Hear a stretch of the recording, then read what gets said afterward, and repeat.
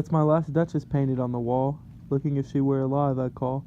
That piece o' wonder now, Fia Pandolf's hands, worked busily a day, and there she stands. Which please you sit and look at her, I said, for Pandolf by design, for never read. Strangers like you that pictured countenance, the depth and passion of its earnest glance. But to myself they turned, since none puts by the curtain I have drawn for you, but I. And seemed as they would ask me, if they durst, how such a glance came there, so not the first. Are you to turn and ask thus? Sir, 'twas not her husband's presence only, called that spot of joy into the Duchess's cheek. Perhaps Frau Pandolf chanced to say, her mantle laps over my lady's wrists too much. Her paint must never hope to reproduce the faint half-flush that dies along her throat. But stuff was courtesy, she thought, and cause enough for calling up that spot of joy. She had a heart, how shall I say, too soon made glad, too easily impressed. She liked whatever she looked on, and her looks went everywhere.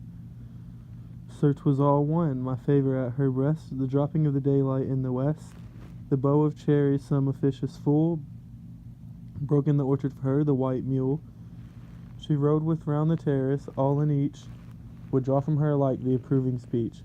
Or blush at least she thanked men good, but think somehow, I know not how, if she ranked my gift of a 900 years old's name with anybody's gift, who'd stoop to blame.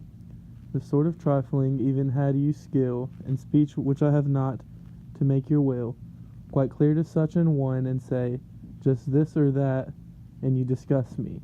Here you miss, or there exceed the mark, and if she let herself be lessoned so, nor plainly set her wits to yours, forsooth, and make excuse, and then would be something stooping, and I choose never to stoop.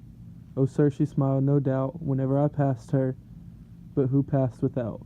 Much the same smile this grew, I gave commands, then all smiles stopped together, there she stands, as if alive. Wilt please you rise, we'll meet the company below, then, I repeat, the count your master's known munificence is ample warrant with no just pretense of mine for dowry will be disallowed, though his fair daughter's self, as I avowed.